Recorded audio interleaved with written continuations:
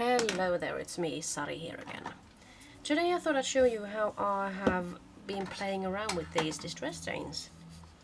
And, well, I did a couple of tags this weekend. And with this one I just dragged different kinds of stain colors and made it sort of look like a scenery with the ground and the grass and the sky in different colors. And on this one I just tried two colors out in the background, and I'll be talking about these in a minute. With this one I just colored it in with some antique linen, and then I started stamping with some different kinds of stamps. And as you can see, I've been playing around with the steampunk sort of theme there.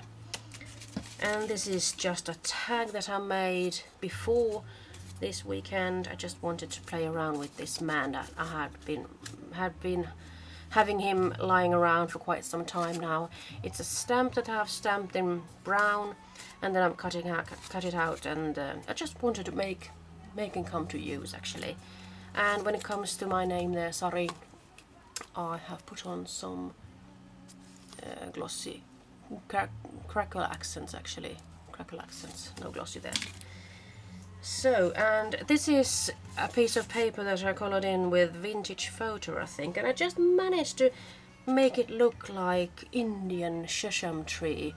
My Indian cupboards have that color, and I just love it. So this is a base for something. I haven't really finished this one off yet.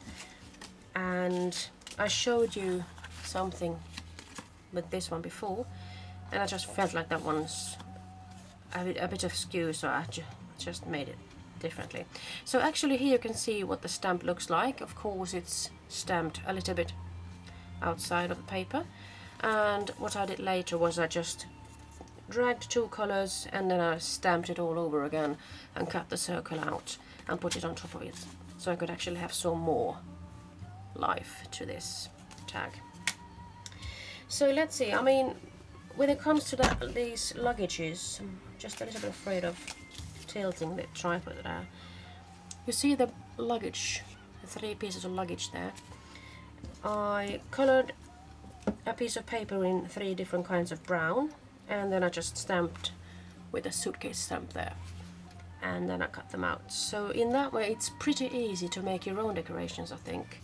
The same thing goes for this one. I think I had antique linen at the bottom, and then I stamped with archival ink coffee actually. So, I mean, in that way it's easy to make your own decorations and just make your backgrounds pop. And then I felt like making colorful hotel tags. These are the stamps from Tim Holtz, and I just felt like coloring the piece of paper in with some different kinds of stains, and I think I used almost all of them.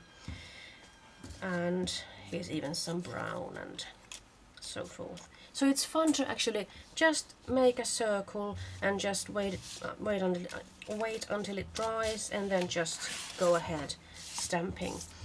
And after that I just felt like making all of these in beige as well. So I'm just going to show you how easy it is. The drying time here of course could be a little bit tricky, but I'm just going to show you how easy it is to color a piece of paper in with these stains.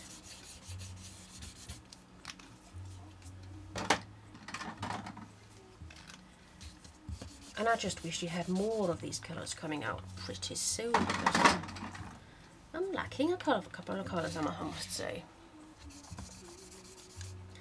I would really like all of the 36 colors to pop out. So you see, there's no hassle. You just drag the stain bottle back and forth, and in the end you shall have a color.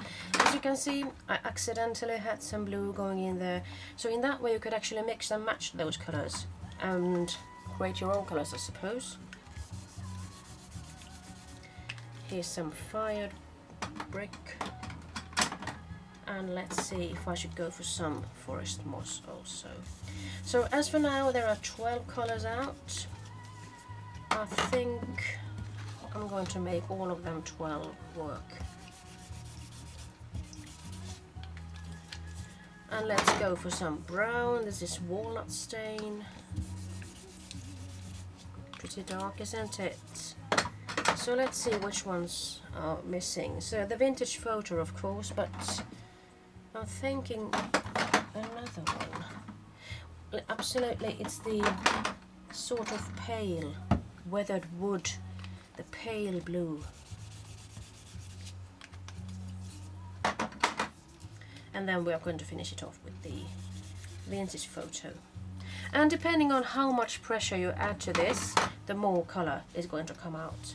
So all I need to do now is leave this and let it dry, and afterwards I could go on stamping, let's say with these wonderful hotel tag stamps or just any kind of stamp, and just make my own decorations. And I just like this idea of actually making the distress ink coloring bit so much easier and quicker.